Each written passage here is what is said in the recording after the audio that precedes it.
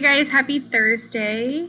I'm going to read to you this chapter, or I don't know even what they call it in this book, called Invasion. We have made it to part 3. So, where we left off is Tally and David were kissing. And then the next thing you know, she burns her pendant, which somehow, I don't know if coincidentally the special circumstances came or if it ignited something in the pendant to like set it off.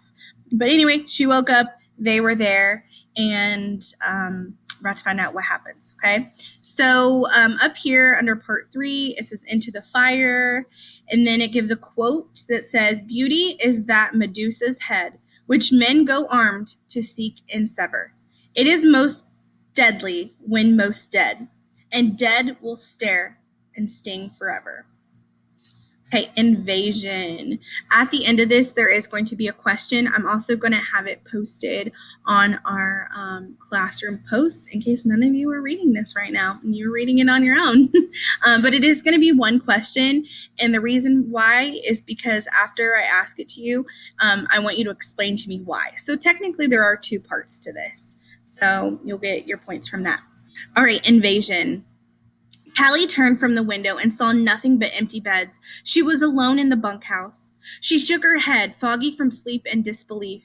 The ground rumbled beneath her bare feet, and the bunkhouse shuddered around her.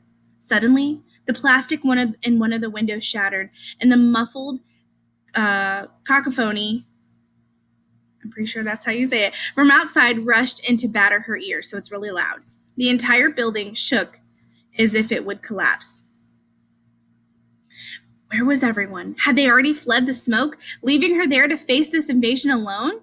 Tally ran for the door and threw it open. Before her, a hover car was landing, blinding her for a moment with a face full of dust. She recognized the machine's cruel lines from the special circumstances car that had first taken her to see Dr. Cable. But this one was equipped with 4 shimmering blades, one each where the wheels of a ground car would be, a cross between a normal hover car and the Ranger's helicopter. It could travel anywhere, Tally realized, inside a city or out in the wild. She remembered Dr. Cable's words, "We'll be there in a few hours." Tally forced the thought from her head. This attack couldn't have anything to do with her. The hover car struck the dusty ground with a thud.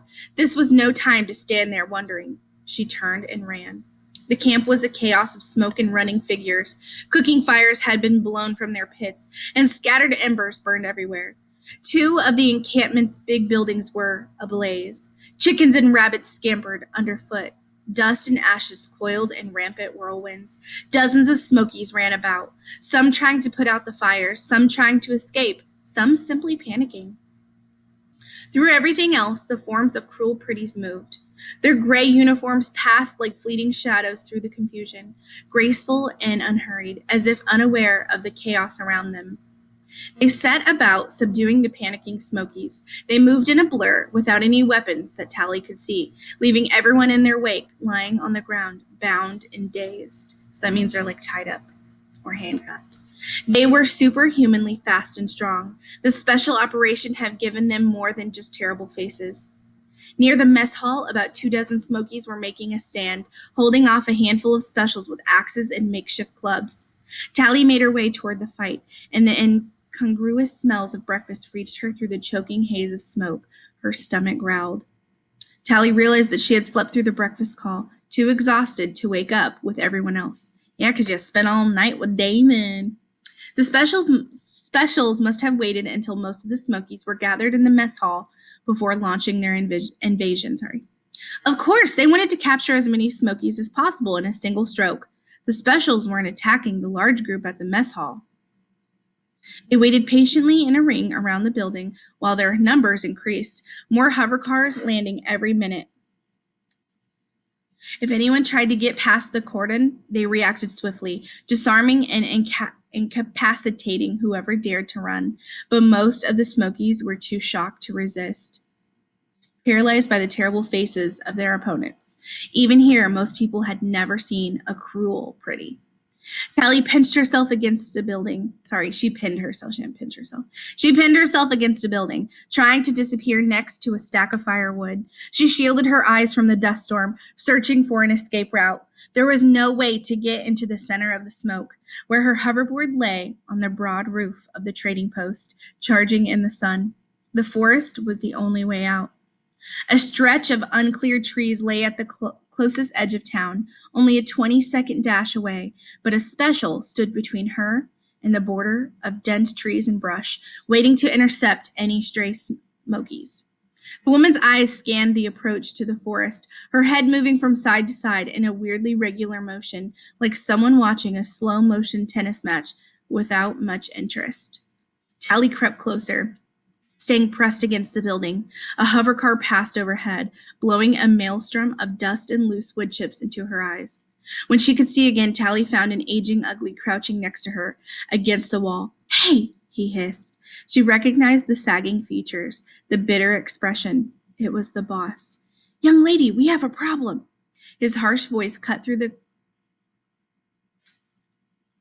cacophony. I don't know if that's a sacophony or cacophony or cacophony, but whatever. The attack. She glanced in the direction of the waiting special. "Yeah, I know." Another hover car roared over them, and he pulled her around the corner of the building and down behind a drum that collected rainwater from the gutters. "You noticed her too," he grinned, showing a missing tooth. "Maybe if we both run at once, one of us might make it, if the other puts up a fight." Tally swallowed. "I guess." She peered out at the special, who stood as calmly as a crumbly, waiting for a pleasure ferry. "But they're pretty fast." "That depends." He dropped the duffel bag from his shoulder. "There's two things I keep ready for emergencies." The boss unzipped the bag and pulled out a plastic container big enough for a sandwich. This is the one. He popped open a corner of the top, and a puff of dust rose up. A second later, a wave of fire rushed into Tally's head. She covered her face, eyes watering, and tried to cough up the finger of flame that had crawled down her throat. "Not bad, eh?" the boss chuckled. "That's pure habanero pepper, dried and ground down to dust. Not too bad in beans, but hell in your eyes." Tally blinked away her tears and managed to speak. "Are you nuts?" "The other thing is this bag, which contains a representative sample of 200 years of rusty-era visual culture. Priceless and irreplaceable artifacts. So which do you want, huh?" So which do you want? And then Tally says, "Huh? Do you want the habanero pepper or the bag of magazines? Do you want to get caught while taking out our special friend? Or save a precious piece of human heritage from these barbarians?" Tally coughed once more. "I guess I want to escape." The boss smiled. "Good. I'm sick of running, sick of losing my hair too, and being short-sighted. I've done my bit, and you look pretty fast." He handed her the duffel bag. It was heavy, but Tally had grown stronger since she'd come to the smoke. Magazines were nothing compared with scrap metal. She thought of the first day she had arrived there, seeing a magazine for the first time in the library, realizing with horror what humanity had once looked like. The picture had made her sick that first day, and now here she was, ready to save them. "Here's the plan," the boss said. "I'll go first, and when the special grabs me, I'll give her a face full of pepper. You run straight and fast and don't look back. Got that?" "Yeah. With any luck, we both make it, though. I wouldn't mind a facelift. Ready?" So he's saying, like, even if he gets caught, he wouldn't mind, like, becoming pretty, I guess. Um, not exactly what he's saying, but he's just saying, "I wouldn't mind a facelift." "Ready?" Tally pulled the bag farther up on her shoulder. "Let's go." 1, 2. The boss paused. "Oh dear, there's a problem, young lady." "What?" "You haven't got any shoes." Tally looked down. In her confusion, she had stumbled barefoot out of the bunkhouse. The packed dirt of the smoke compound was easy enough to walk on, but in the forest? "You won't make it 10 meters, kid." The boss pulled the duffel bag away from her and handed her the plastic container. "Now get going." "But Tally said, "I don't want to go back to the city." "Yes, young lady, and I wouldn't mind getting some decent dental work, but we all have to make sacrifices, starting now." On the last word, he shoved her out from behind the drum. Tally stumbled forward, utterly exposed in the middle of the street. The roar of a hovercar seemed to pass right over her head, and she instinctively ducked, dashing toward the cover of the forest. The special cocked her head toward Tally, calmly folded her arms, and frowned like a teacher spotting Uglies playing where they shouldn't. Tally wondered if the pepper would do anything to the woman. If it affected the special like it had Tally, she might still make it into the forest, even if she was supposed to be the bait, even if she had no shoes, even if it turned out David had already been caught and she'd never see him again. The thought unleashed a sudden torrent of anger inside her, and she ran straight at the woman, the container clenched in both hands. A smile broke out on the special crewel's features. A split second before they collided, the special seemed to disappear, slipping out of sight like a coin in a magician's hand. And her next stride, Tally felt something hard connect with her shin, and pain shot up her leg. Her body tumbled forward, hands reaching out to break her fall, the container slipping from her grasp. She hit the ground hard, skidding on her palms. As she rolled through the dirt, Tally glimpsed the special crouching behind her. The woman had simply ducked, invisibly fast, and Tally had tripped over her, like some awkward Litly in a brawl, like a fight. Shaking her head and spitting the dirt out of her mouth, Tally spotted the container just out of reach. She scrambled toward it, but a staggering weight crashed down on her, diving her face first into the ground. She felt her wrists pulled back and bound, hard plastic cuffs cutting into her flesh. She struggled but couldn't move. Then the awful weight lifted and a nudge from a boot flipped her over effortlessly. The special stood over her, smiling coldly, holding the container.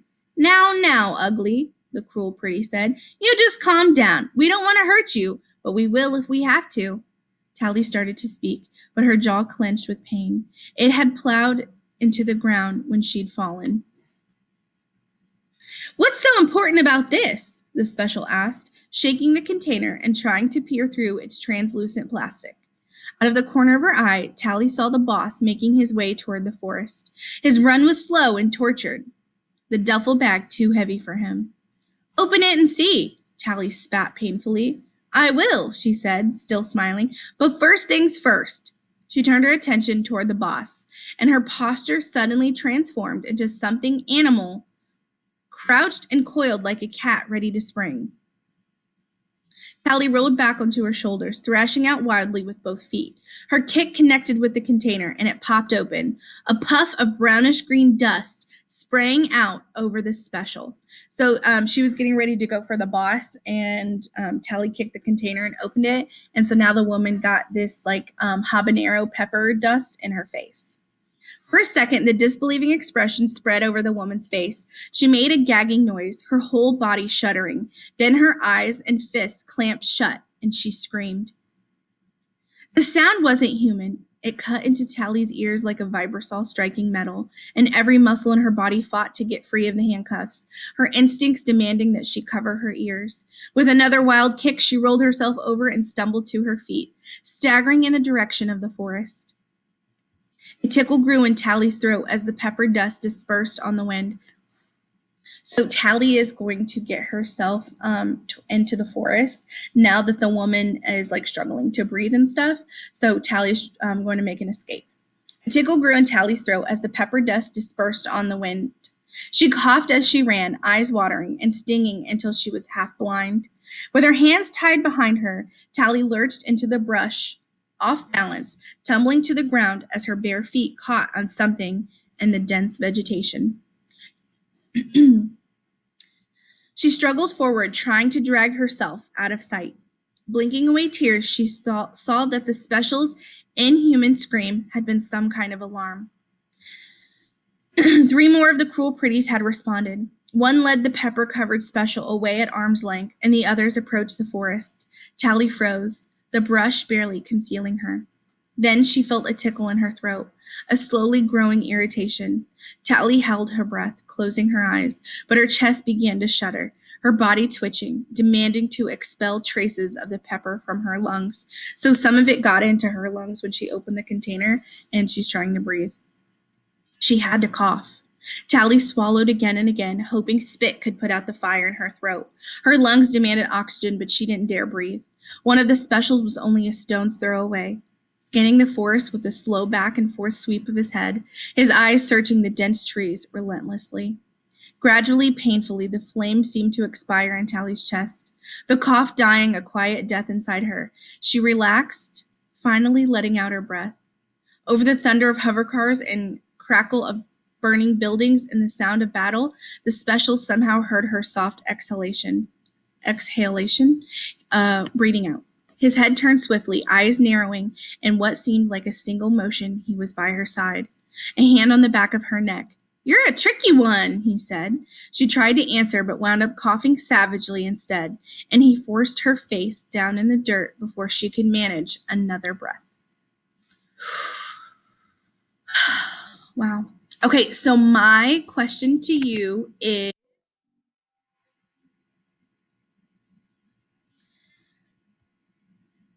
which of these is a worse crime against friendship in your eyes?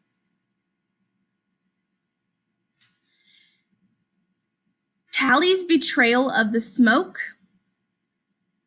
or her getting in between David and Shay's relationship?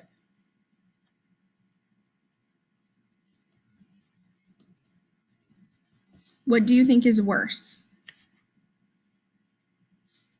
Betraying the smoke or her getting in between David and Shay's relationship? And then explain to me why you pick that one. Okay. Once you do that, send me a message and don't forget to do your Moby Max. Okay. All right. If you have any questions or need anything, message me and I will see you guys not until January 25th because you don't have school tomorrow on Friday. Or I'm sorry, today. No. I take that back. Today's Wednesday. I'm recording this Wednesday. When you're hearing this, it's Thursday. You don't have school tomorrow on Friday, tomorrow for you. And then you don't have school Monday. And then all next week, you're map testing with Mr. Dance. And so I won't see you until Monday the 25th, okay? If you need me, message me, and I'll see you guys soon. Bye.